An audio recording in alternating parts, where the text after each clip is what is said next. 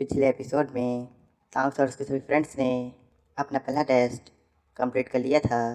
बिया, निंगरोंग और जुजुचिंग को गॉड गिवन सोल रिंग मिली थी, जिसे वे तीनों एब्जॉर्ब कर रहे थे। तांगसन को 10% सी गॉड लाइट मिली थी। तांगसन बोझाक्सी से पूछता है, यह स्पिरिट रिंग आपसे आती है या सी गॉड की पावर से? बोझाक्सी बताती है, यह स्पिरिट रिंग सी गॉड देते हैं। जो भी पर्सन ब्लैक लेवल टेस्ट को रिसीव करता है, सिर्फ उसे ही गॉड गिवन सोल रिंग दी जाती है। इसके बाद तांगसन बोसैक्सी से close to the God of the ocean के बारे में पूछता है, लेकिन बोसैक्सी तांगसन को इसका जवाब नहीं बताती। जब तांगसन सभी 9 चैलेंजेस को कंप्लीट करेगा, तब उसे अपने आप ही पता चल जाएगा। तांगसन जब 100% को अचीव करेगा, तब वह गॉड बन जाएगा, जिसकी उम्मीद पूरा हाशना लैंड कर रहा है। बोसैक्सी वहाँ से चली जाती है। कुछ देर में निंगरोंग, बिया और जुजिचिंग स्पिरिट रिंग को ऑब्जर्व कर लेते हैं। बिया की 8th स्पिरिट रिंग एक सेंचुरी मिलेनियम स्पिरिट रिंग थी। उसकी सोल स्किल का नाम डिवाइन ड्रैगन निरावना था। निंगरोंग की 7th सोल स्किल जियो बॉट फॉर्म थी। जब वह इसका यूज़ करेगी तो उसकी सभी सोल स्किल की पावर 80% से इंक्रीज हो जाएगी और यह उसकी सिर्फ हाफ सोल पावर ही कंज्यूम करेगी। जुजिचिंग की 7th सोल स्किल हेल से ट्रू फॉर्म थी। मोटो ऑस्कर के मास्टर सोल फॉर्म की मजाक उड़ाने लगता है। इसके बाद सभी अपना सेकंड टेस्ट चेक करते हैं, जिसमें उन्हें समंदर के एक छोर से दूसरे छोर तक पहुंचना था, लेकिन इस टेस्ट में वे किसी सोल बिस्ट को नहीं मार सकते। इस टेस्ट के अंदर तांग्स और बिया की सोल स्किल को सील कर दिया गया था। साथ ही उसकी वासियन यूनिवर्सल शील्ड को भी सील कर दिया गया था। उनका सेकंड टेस्ट बहुत मुश्किल होने वाला था, लेकिन तायो बाई फिर भी ट्राई करना चाहता था। तांगसन उसे जल्दबाजी ना करने कहता है, लेकिन दायो बाई तांगसन से कहता है, हम यहाँ पर 1 साल से हैं, पता नहीं कॉन्टिनेंट का कैसा हाल होगा। इसके बाद हम 7 क्लैरिटी सिलेक्शन कॉन्टेस्ट को देखते हैं, जहाँ पर बहुत सारे ट्राइब्स और उसके चीफ्स आए थे। उन सभी में एलिफेंट आर्मा ट्राइब सबसे स्ट्रांग लग रही थी। वह इस बार टीम में से एक एल्डर की पोजीशन लेने वाला था। तांगसन के सभी फ्रेंड्स अपना सेकंड टेस्ट शुरू करने से पहले रेस्ट करते हैं और एक छोटा सा ब्रेक लेते हैं, जिसमें वे सभी खूब मज़े करते हैं। मोटो जियांग के साथ मिलकर फिशिंग कर रहा था। जुचिंग दामोबाई के साथ थी। तांगसन भी शव के साथ फिशिंग कर रहा था। बेचारा ऑस्कर बस उन्हें देख रहा था। निरांग उसे कल्टीवेट करने कहती है, जिसके बाद ऑस्कर लेवल 70 में पहुंच जाता है।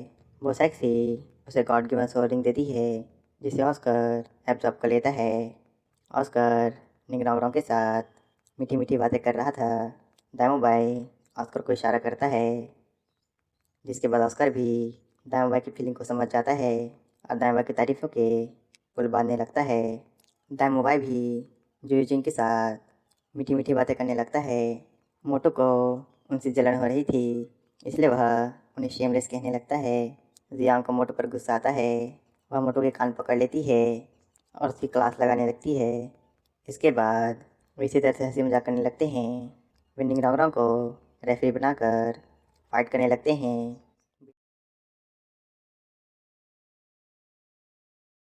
करती इसके बाद वे सभी सिटी में घूमने के लिए जाते हैं। वे इस बीच खूब मज़े भी करते हैं। सिटी के अंदर वे खूब शॉपिंग भी करते हैं।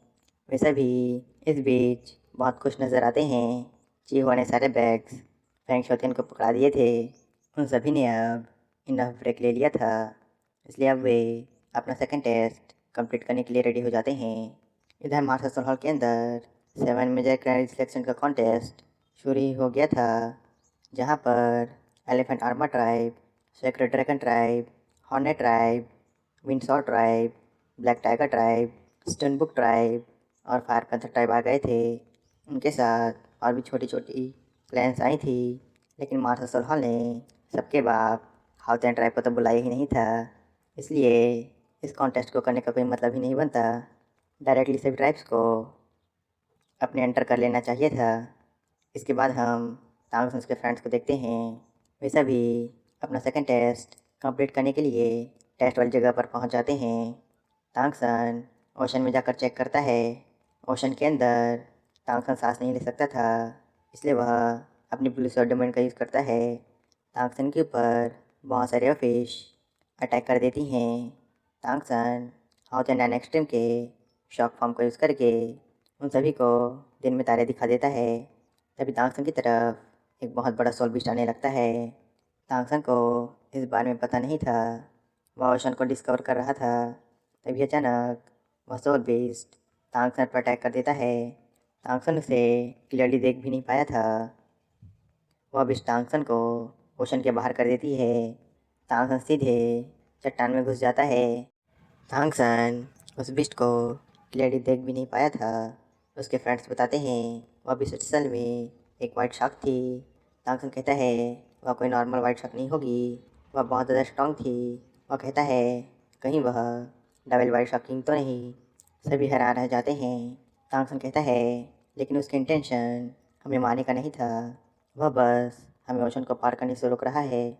अगर उसने जानलेवा अटैक किया होता तो मुझे बहुत सी इंजरीज आई होती। तांगसन समझ जाता है कि अब उनका सेकंड टेस्ट कितना हार्ड हो चुका है। तांगसन अपने फ्रेंड से कहता है हमें बस उससे बचकर ओशन को पार करना है, उसे हराने की ज़रूरत नहीं है। उससे फाइट करके शायद हमारी बेटर एक्सपीरियंस और अच्छी हो जाएगी। मोटू तांगसन की बात सुनकर डर जाता है। तांगसन कहता है इससे बेहतरीन ट्रेनिंग हमें नहीं मिल सकती। हमें एक सेंचुरी मिलेनियम सोल बीस्ट के साथ फाइट करने का मौका मिल रहा है। साथ ही वह बीस्ट हमें हर्ट भी नहीं करेगा। यहाँ तक कि हम पर प्रेशर बनाने के लिए हमारी फ़ाइट वाटर में हो रही है। यह हमारे लिए बहुत अच्छी अपॉर्चुनिटी है। सभी तांगसन की बात समझ जाते हैं। ऑस्कर कहता है फाइनली अब हमें स्विमिंग सीखने का मौका मिल रहा है। स्विमिंग का सुनकर मोटू डर जाता है। सभी उस पर हंसने लगते हैं। तभी ओशन में हलचल होने लगती है। ओशन के अंदर से बहुत बड़ा सोल बीस्ट बाहर निकलता है। तांगसन और बाकी सब बहुत ज़्यादा हैरान रह जाते हैं। तभी वह बीस्ट उन्हें और शॉक कर देती है। वह देखते ही देखते एक ह्यूमन के अंदर ट्रांसफॉर्म हो जाती है और तांगसन उसके फ्रेंड्स के पास आ जाती है। सभी बहुत ज़्यादा शॉक हो जाते हैं। तभी वह बीस्ट शाओ को देखने लगती है। वह समझ जाती है कि शाओ असल में एक सोल बीस्ट है। वह उसे चेक करने लगती है। तांगसन को लग रहा था कि यह बीस्ट शाओ को नुकसान पहुंचाने आई है। वह बीस्ट कहती है मेरा नाम शाओबाई है। इस सेकंड टेस्ट में मैं तुम्हारे ओपोनेंट हूँ, इसलिए मैं तुम सभी से मिलने चली आई। चलो अब मुझे तुम सभी की स्ट्रेंथ चेक करने दो। वह सभी पर अटैक कर देती है। तांगसन और बाकी सब उससे फाइट करने लगते हैं। उनके बीच ज़बरदस्त बैटल चल रही थी। शाओबाई उन सभी की हालत ख़राब कर देती है। ऑस्कर दाऊबाई की मार्शल सोल को कुल बनाकर शाओबाई के साथ फाइट करने लगता है। तांगसन अपने हैमर से शाओबाई पर अटैक करता है। जुजुचिंग अपने बहुत से क्लोन बनाकर शाओबाई पर अटैक कर देती है, लेकिन फिर भी वे शाओबाई का कुछ नहीं बिगाड़ पाते। शाओबाई बीस्ट में ट्रांसफॉर्म हो जाती है और उन सभी पर अटैक कर देती है। और जुजुचिंग को कच्चा चबाने वाली थी, लेकिन जुजुचिंग उससे बच जाती है। शाओबाई अकेले सभी की हालत ख़राब कर देती है। शाओ को शाओबाई पर गुस्सा आ रहा था। वह उस पर अटैक करने जाने लगती है, लेकिन शाओबाई को शाओ के अटैक से कुछ नहीं होता। तांगसन शाओ को शांत करता है। शाओबाई वहाँ से जाने लगती है। तांगसन उसे रोकता है और उससे पूछता है वह कैसे खुद को ह्यूमन में ट्रांसफॉर्म करती है। शाओबाई बताती है जब कोई सोल बीस्ट 1 लाख साल का हो जाता है तब वह कुछ देर के लिए कोई को ह्यूमन में ट्रांसफॉर्म कर सकता है। यह खासियत ओशन मरमर में पाई जाती है। लेकिन अगर कोई सोल बीस्ट लेकिन अगर कोई सोल बीस्ट ह्यूमन फॉर्म लेने के बाद 2 घंटे के अंदर ओशन में नहीं गई तो उसकी जान को खतरा हो सकता है। इतना कहने के बाद शाओबाई वहाँ से चली जाती है। वह बताती है गॉड ऑफ द ओशन उसे लिटिल बाई कहते हैं। ऑस्कर शाओबाई से बहुत ज़्यादा डर गया था। शाओबाई बहुत ज़्यादा स्ट्रेट फॉरवर्ड थी और बहुत ज़्यादा सिंपल भी। तांगसन और बाकी सब समझ जाते हैं कि उनका यह टेस्ट अब बहुत मुश्किल होने वाला है, इसलिए वे कोई लापरवाही नहीं बरत सकते।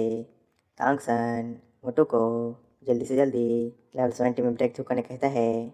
दामोबाई शाहबाई से फाइट करना चाहता था।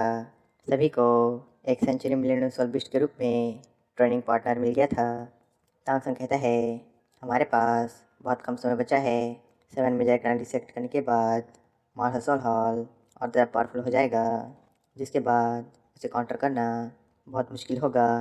सभी ओशन में जाकर शाहबाई से फाइट करने लगते हैं, लेकिन शाहबाई उन सभी को उनकी नानी याद दिला देती है। कोई भी उसके आगे नहीं टिक पा रहा था। वे सभी हर रोज़ ओशन में जाकर शाहबाई के साथ ट्रेनिंग करते। वे सभी तेज़ी से इम्प्रूव हो रहे थे, लेकिन शाहबाई उन्हें हरा देती है और वापस ज़मीन पर पटक देती है। वह उनका मजाक उड़ा रही थी। शाहू को शाहबाई पर गुस्सा आ रहा था।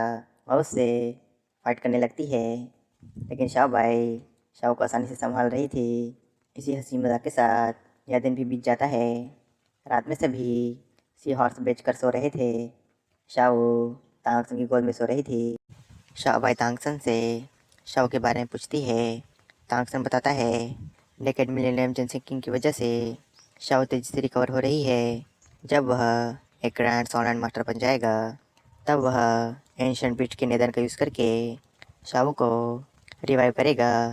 शाहबाई तांगसन को मना करती है। वह तांगसन को बताती है, तांगसन के पास जो बीस्ट का निधन है, उसके पास फायर एट्रीब्यूट है। शाहू की सोल अभी बहुत ज़्यादा कमज़ोर है। अगर वह इसका यूज़ करेगा तो शाहू की सोल इसकी पावर को हैंडल नहीं कर पाएगी और मारी जाएगी। तांगसन घबरा जाता है और शाहबाई को बताता है कि सेंचुरी मिलियन सोल बिस्ट ने उसे गाइड किया था और उसे एक एंशिएंट बिट्स के निधन का यूज़ करने कहा था। शाहबाई बताती है, एंशिएंट बिट्स के निधन को खोजना बहुत मुश्किल है, इसलिए उन्होंने इतना रिस्की मेथड बताया। उनके पास कोई और सॉल्यूशन नहीं था, इसलिए उन्होंने निधन को यूज़ करने का सजेशन दिया। तांगसन शाहबाई की बात समझ जाता है। उसे शाहू को बचाने के लिए एक ऐसे एनर्जी सोर्स को खोजना था जो कि बहुत ज़्यादा जेंटल हो, जिसकी हेल्प से शाहू को बिना किसी रिस्क के सक्सेसफुली रिवाइव किया जा सके। शाहू बताती है, सी गॉड लाइट सबसे अच्छी जेंटल एनर्जी है। तांगसन सी गॉड लाइट का यूज़ करके शाहू को सक्सेसफुली रिवाइव कर सकता है। तांगसन सी गॉड लाइट का यूज़ करके जब अपनी सभी 9 स्प्लिटरिंग को शाहू में ट्रांसफ़र करेगा तो शाहू को सक्सेसफुली रिवाइव किया जा सकता है। तांगसन बहुत ज़्यादा हैरान रह जाता है। वह कहता है, लेकिन फर्स्ट टेस्ट के दौरान शाहू की सोल सी गॉड लाइट को हैंडल नहीं कर पा रही थी। शाहबाई तांगसन को बताती है, असली सी गॉड लाइट तुम्हारे माथे के ट्राइडेंट मार्क से आएगी। जब तुम्हारी क्लोजनेस सी गॉड के 30% तक पहुंचेगी, तब तांगसन सी गॉड लाइट का यूज़ कर पाएगा। तांगसन बहुत ज़्यादा हैरान रह जाता है। तभी आसपास का मौसम चेंज होने लगता है। शाहबाई घबरा जाती है। उसके पीछे सी गॉड थे। शाहबाई ने तांगसन को सीक्रेट बता दिया था। वह बहुत ज़्यादा डर जाती है और सी गॉड से माफ़ी मांगने लगती है। शाहबाई की आवाज़ सुनकर सभी उठ जाते हैं। शाहबाई सी गॉड से माफ़ी मांग रही थी। सी गॉड वहाँ से चले जाते हैं। इसके बाद सभी फिर से शाहबाई के साथ ट्रेनिंग करते हैं। इसके बाद हम मार्च सोल हॉल का सीन देखते हैं, जहाँ पर कॉन्टेस्ट शुरू हो गया था। फर्स्ट राउंड में एलिफेंट आर्मर ट्राइब की बैटल हॉर्नेट ट्राइब से होती है। एलिफेंट आर्मर ट्राइब 3 में से एक एल्डर की पोजीशन के लिए फाइट कर रहा था। इधर तांगक्लैन के अंदर नई हिडन वेपन फोर्स बनाया जा रहा था। सभी हॉल्स इसकी मंजूरी दे देते हैं और गोट कल से तांग हिडन फोर्स को ट्रेंड करेंगे। वे इसके बाद तांगक्लैन के बाकी के मैटर्स पर डिस्कस करते हैं। वे तांगक्लैन के नए कॉस्ट्यूम को लेकर बात करने लगते हैं। वे इसकी जिम्मेदारी ओल्ड वाइट बर्ड को दे देते हैं। बहुत लंबे समय से डिसिपल्स नए कॉस्ट्यूम के लिए प्रोटेस्ट कर रहे थे। ओल्ड वाइट बर्ड इस बात के लिए मान जाते हैं। ओल्ड राइनो तांगक्लैन की नई आर्मी के बारे में सोच रहे थे। वे उन्हें एक अच्छा नाम देना चाहते थे। वे उसका नाम तांग आर्मी रखते हैं। सभी को नाम पसंद आता है। वे सभी जल्दी से जल्दी नई तांग आर्मी को ट्रेंड करना चाहते थे। वे तांगसन के आने से पहले एक वेल ट्रेंड तांग आर्मी खड़ी करना चाहते थे। वो इसी तरह और भी बातें करते हैं। इसके बाद हम तांग सन के फ्रेंड्स को देखते हैं जो कि शाओबाई के साथ हर रोज़ प्रैक्टिस करते थे। फैंग शाओतियन की सोल पावर लेवल 70 में ब्रेक थ्रू कर गई थी। वो सेक्सी उसे गॉड गिवन सोल रिंग देती है जिसे फैंग शाओतियन एब्जॉर्ब कर लेता है। इसके बाद वे फिर से शाओबाई के साथ ट्रेनिंग करते हैं। उन्हें शाओबाई के साथ ट्रेनिंग करते करते 3 महीने बीत जाते हैं। शाओबाई ने सभी की हालत ख़राब कर दी थी। कोई भी उसके आगे नहीं टिक पा रहा था। मोटो कल्टीवेट कर रहा था। उसकी सोल पावर लेवल 70 में पहुंच जाती है। सभी उसे कॉन्ग्रेचुलेट करते हैं। मोटो तो खुद को चने के झाड़ पर चढ़ा देता है, लेकिन यहाँ पर उसके लिए कोई सुटेबल स्पोर्ट रिंग नहीं थी। तांग सन मोटो को 10 हेडेड बर्निंग सरपेंट का निदान देता है और उसे ऑब्जॉर्व करने कहता है। मोटो जानता था कि यह उसके लिए सुटेबल है, लेकिन वह इसे लेने से मना कर देता है। तांग सन मोटो को समझाता और कहता है, हम सब ब्रदर्स हैं, इसलिए तुम्हें इतना सोचने की ज़रूरत नहीं है। वह मोटो को इस निदान को अपने फिनिक्स फ्लेम का यूज़ करके डाइजेस्ट करने कहता है। मोटो तांग सन की बात मान जाता है और उस निदान को एब्जॉर्ब करने लगता है, लेकिन निदान की पावर बहुत ज़्यादा थी जिसे मोटो हैंडल नहीं कर पा रहा था। तांग सन मोटो की हेल्प करता है। वह उसके नर्व्स और वेसल्स को प्रोटेक्ट कर रहा था। मोटो को इस निदान को ऑब्जर्व करने में बहुत ज़्यादा दिक्कत हो रही थी, लेकिन वह हार नहीं मानता। मोटो के फिनिक्स 10 हेडेड बर्निंग सरपेंट से फाइट कर रही थी। मोटो के अंदर से बहुत ज़्यादा फायर फ्लेम निकल रही थी। मोटो ने सक्सेसफुली सरपेंट के निदान को कंट्रोल कर लिया था। तांग सन उसे उस एनर्जी को ऑब्जर्व करने कहता है। मोटो की बॉडी ट्रांसफॉर्म होने लगती है। मोटो के अंदर से बहुत ज़्यादा एनर्जी निकलती है जिससे तांग सन भी हर्ट हो जाता है और दूर जाकर गिरता है। मोटो ने सक्सेसफुली नेदन की एनर्जी को ऑब्जर्व कर लिया था। तांग सन हल्का सा इंजर्ड हुआ था, लेकिन उसे कोई गंभीर चोट नहीं आई थी। मोटो आसमान की सैर करके ज़मीन पर आता है। उसकी बॉडी अब पतली हो गई थी। वह पहले से ज़्यादा हैंडसम हो गया था। मोटो की अपीयरेंस पूरी तरह से चेंज हो गई थी। वह बहुत ज़्यादा खुश हो जाता है और तांग सन के गले पड़ जाता है। ऑस्कर भी मोटो की तारीफ़ करता है। मोटो कहता है, अब मुझे मोटो मत कहो, अब मैं एक हैंडसम आदमी हूँ। सभी उसकी बात सुनकर हंसने लगते हैं। तांग सन मोटो को इशारा करता है। मोटो अब जियांग के पास जाता है और उसे प्रपोज करता है, लेकिन फिर से जियांग उसे रिजेक्ट करती है और कहती है, जब तुम अपने सभी टेस्ट कंप्लीट कर लोगे तब मैं तुम्हें एक चांस देने के बारे में सोचूंगी। जियांग मोटो को पसंद करती थी, लेकिन वह उसे डिस्ट्रैक्ट नहीं करना चाहती थी। मोटो जियांग की बात सुनकर बहुत ज़्यादा खुश हो जाता है। इसी के साथ यह एपिसोड ख़त्म हो जाता है।